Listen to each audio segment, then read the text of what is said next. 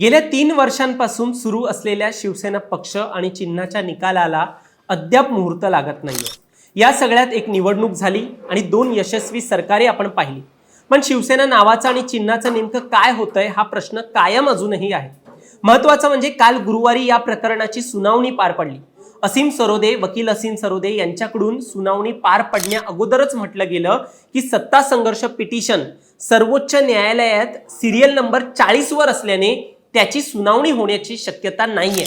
ठाकरे गटाला वाटलं पुन्हा सुनावणी होणार नाही की काय, पण सुप्रीम कोर्टाने 4 मिनिटे सत्ता संघर्ष पिटिशन ऐकून घेतली आणि न्यायालयाने सांगितलं की एक ठराविक तारीख कोर्टाच्या सोयीने पुढे देण्यात येईल आणि दुपारी 2 वाजता संपूर्ण मॅटर ऐकून घेण्यात येईल। आता या याचिकेवर सुनावणी पुढच्या तारखेला होणार आहे, पण ती सुनावणी नेमक्या कोणत्या तारखेला होणार आहे हे मात्र अद्याप निश्चित नाहीये।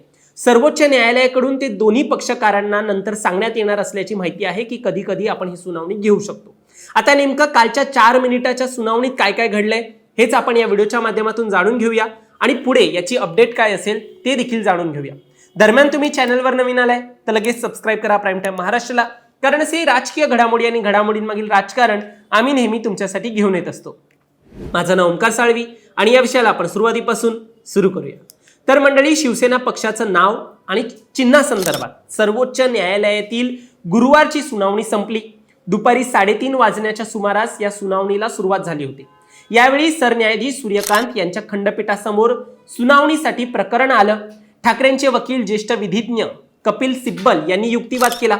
त्यांनी कोर्टाला सांगितलं की हे प्रकरण खूप गुंतागुंतीचं नाहीये, केवळ काही महत्त्वाचे मुद्दे यामध्ये आम्हाला मांडायचे आहेत। यासाठी केवळ 1.5 ते 2 तासात आपण या प्रकरणाच्या युक्तिवादासाठी एकूण तयार आहोत। मला 1 तास देखील चालेल।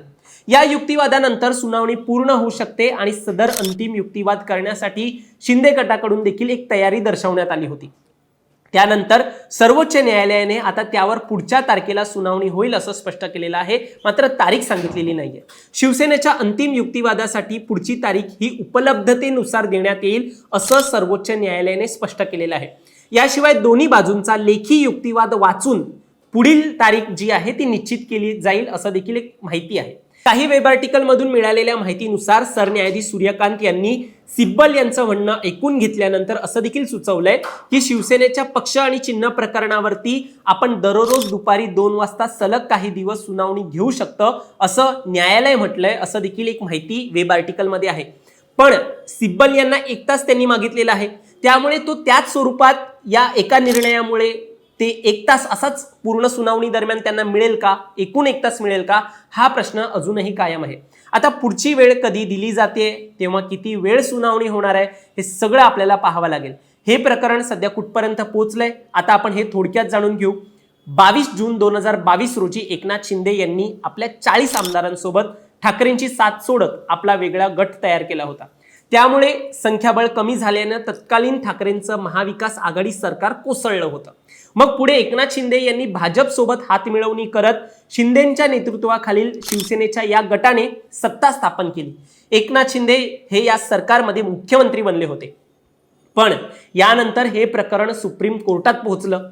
लोकप्रतिनिधित्व कायद्यातील कलम 10 अनुसार शिंदेंसोबत सुरुवातीला बाहेर पडलेले 16 आमदार हे अपात्र करण्यासाठी ठाकरेंनी याचिका दाखल केली होती, पण कोर्टाने हे प्रकरण विधानसभा अध्यक्षांच्या अंतर्गत येत असल्याचं सांगत हस्तक्षेप करण्यास कोर्टाने नकार दिला आणि विधानसभा अध्यक्ष राहुल नार्वेकर यांच्याकडे हे प्रकरण पाठवून दिलं।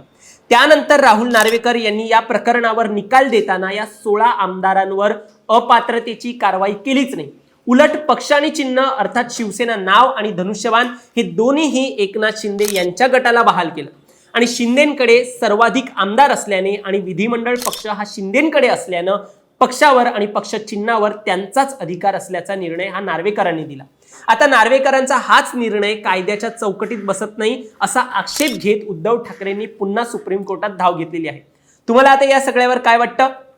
तुमचं मत देखील आम्हाला कमेंटमध्ये सांगा आणि असेच राजकीय घडामोडी पाहण्यासाठी सबस्क्राइब करा प्राईम टाइम महाराष्ट्राला।